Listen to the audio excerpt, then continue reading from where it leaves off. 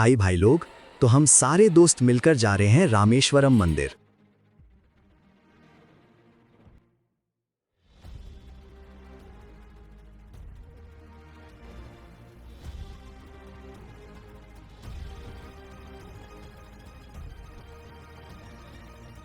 अभी हम पहुंच गए हैं केसिंगा स्टेशन और ये हैं मेरे सारे दोस्त लोग। वेट करते करते हमारा ट्रेन आ गया है और हम जा रहे हैं हमारा सीट पे बैठने के लिए। सारे दोस्त लोग सीट पे बैठने और सोने के बाद मैं चला आया दरवाजा के पास थोड़ा सा हवा खाने के लिए। हम दोस्त लोग बात कर रहे थे कि एक छोटी सी बच्ची आया ट्रेन के सारे लोगों को एंटरटेनमेंट दिखाने के लिए।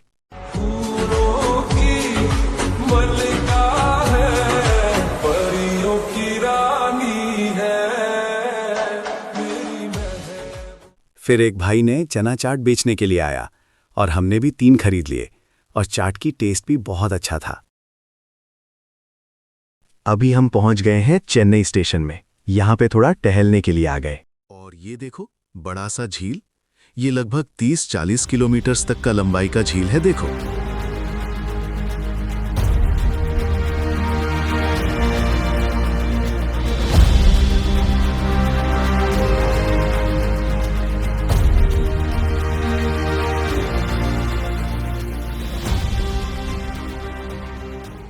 अभी हम लोग रात की 10 बजे पहुंच गए हैं पॉम बॉम ब्रिज में। ये देख लो, रात में इसलिए थोड़ा सा नहीं दिखाई दे रहा होगा।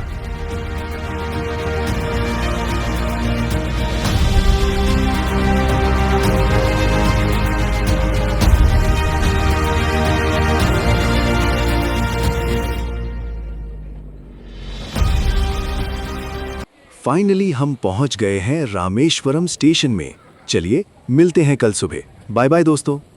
मैं सुबह उठा और खिड़की से देखा तो समुंदर का व्यू बहुत अच्छा लग रहा था। भाई अभी रुको, फुल व्यू दिखा रहा हूँ, ठीक है? ये देख लो भाई लोग, मजा आ रहा है ना?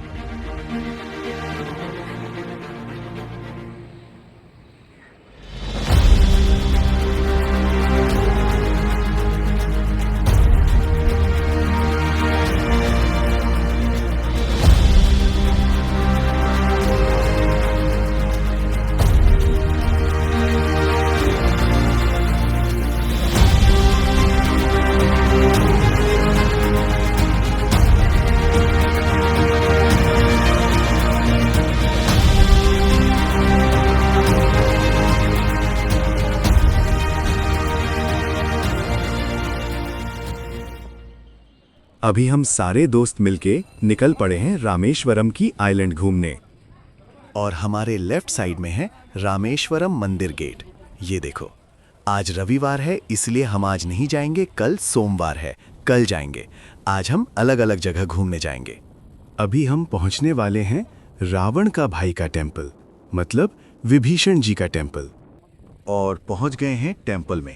ये देखो कैसा दिखता है। चलिए अभी मैं सुनाता हूं इस मंदिर की हिस्ट्री।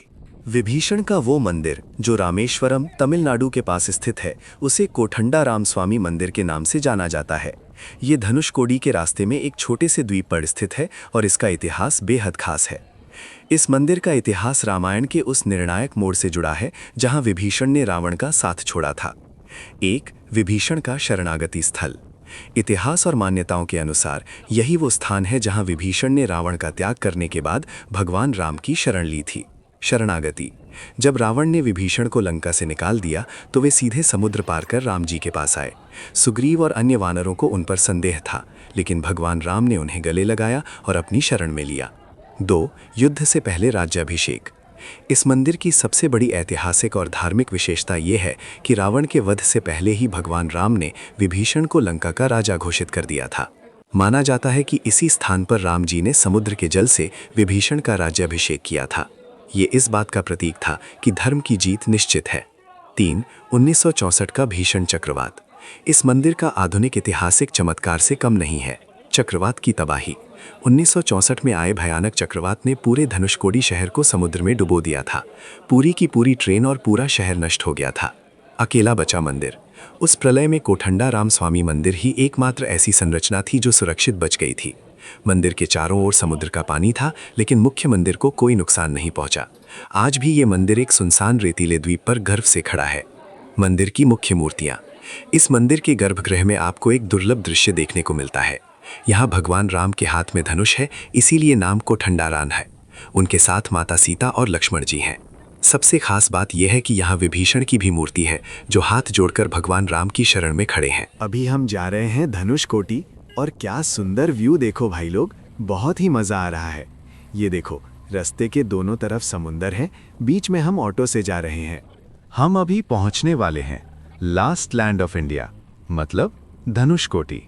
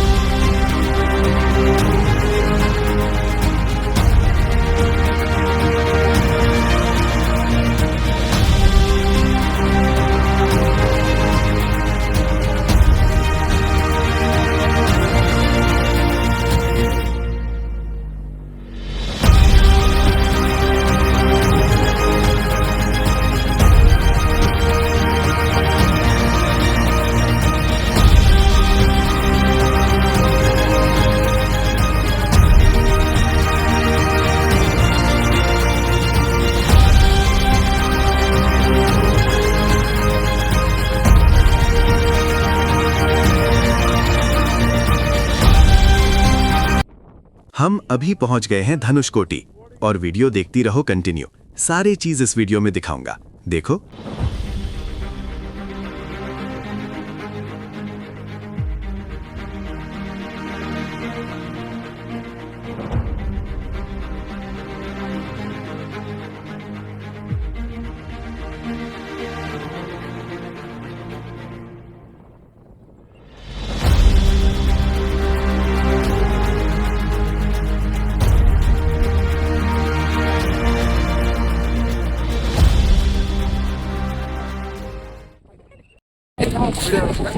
ଏବେ ଆମେ ଅଛୁ ଲାଷ୍ଟ ଲ୍ୟାଣ୍ଡ ଅଫ୍ ଇଣ୍ଡିଆ ନେ ଯେନ୍ଟା କି ହେଲା ଧନୁଷକୋଡ଼ି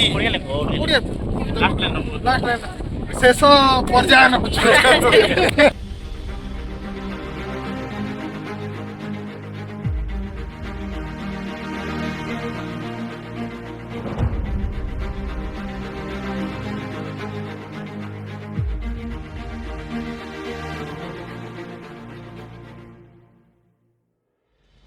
देखिए दोस्तों, कितना सुंदर नज़ारा है धनुषकोडी का।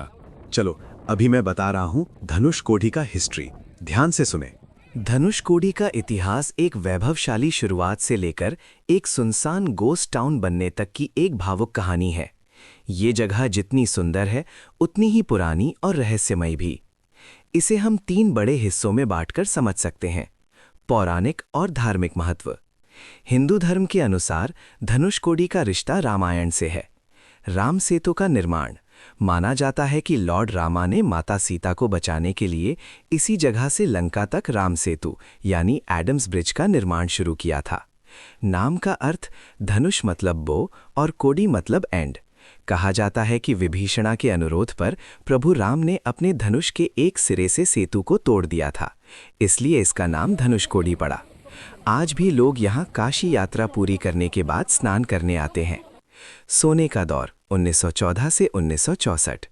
एक ज़माने में धनुषकोडी कोई सुनसान जगह नहीं, बल्कि एक इंटरनेशनल ट्रेड हब था। इंडो सेलोन अनेक्शन, ब्रिटिश राज के दौरान ये भारत और श्रीलंका यानी सेलोन के बीच का गेटवे था। फैसिलिटीज़, यहाँ एक बड़ा railway station, post office, customs office, hospital, churches और होटल्स हुआ करते थे। कनेक्टिविटी, चेन्नई से लोग बोट मेल ट्रेन पकड़कर यहाँ आते थे और यहाँ से महज 18 मील्स का समुद्री सफ़र करके श्रीलंका पहुँच जाते थे। 1964 का साइक्लोन, एक ही रात में सब खत्म। 22 दिसंबर 1964 की वो रात धनुषकोडी के लिए कयामत की तरह आई। एक भयानक सुपर साइक्लोन ने शहर पर हमला किया। समुद्र की लहरें 20-25 फीट तक ऊंची उठी थीं। पंबन से आ रही एक पूरी पैसेंजर ट्रेन समुद्र में बह गई। लगभग 1800 से ज्यादा लोग मारे गए और पूरा शहर मिट्टी और पानी में दफन हो गया। इस तबाही के बाद मद्रास सरकार ने इसे गोस्ट टाउन यानी रहने के लिए अयोग्य घोषित कर दिया। धनुषकोडी आज कैसा है? आज धनुषकोडी एक सन्नाटे भरी खूबसूरत जगह है जहां लोग सिर्फ दिन के समय घूमने जाते हैं। खंडहर यानी रुइंस, आप अब भी वहां पुराने रेलवे स्टेशन, चर्च और पोस्ट ऑफिस की दीवारें देख सकते हैं जो समुद्री हवाओं की वजह से धीरे धीरे खत्म हो रही हैं। अरेचल मुनाई, ये वो पॉइंट है जहां बे ऑफ बंगाल और इंडियन ओशन मिलते हैं। यहां से श्रीलंका की लाइट साफ नजर आती है। मॉडर्न कनेक्टिविटी, 2017 में यहां तक एक शानदार रोड यानी NH87 बनाई गई है जिससे यहां पहुंचना अब बहुत आसान हो गया है। आविराम जी के चरण दर्शन करेंगे।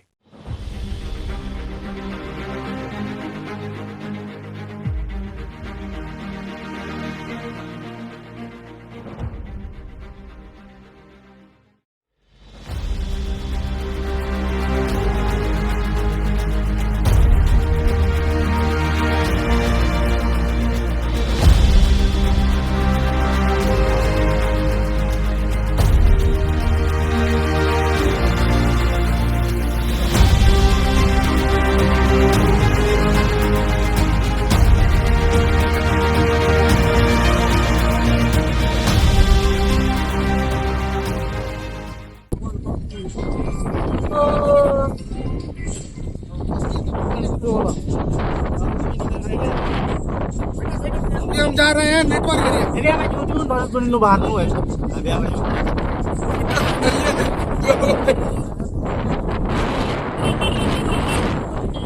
ऑटो ड्राइवर के नीचे राम सड़क बंद गए। शिव का मंदिर है 1964 में। सभी कदम करना अभी थोड़ा नरेंद्र मोदी रास्ता बनाएगा करना के बहुत अच्छा है डेवलपमेंट। ओके दोस्तों, अभी हम जा रहे हैं खाना खाने के लिए एक रेस्टोरेंट्स में जहां की अच्छी खाना मिल सके और प्योर वेज मिलता हो। तो दोस्तों चलते हैं। तो पहुंच चुके हैं हम सारे लोग रेस्टोरेंट में और खाना भी आ चुका है। खाना खाने के बाद जाएंगे समुंदर के बीच में घूमने के लिए। चलिए खाना खाने के बाद मिलते हैं। तो भाई लोग अभी पहुंच गए समुंदर के पास। ये देखो भाई कितना भीड़ है यहाँ पे।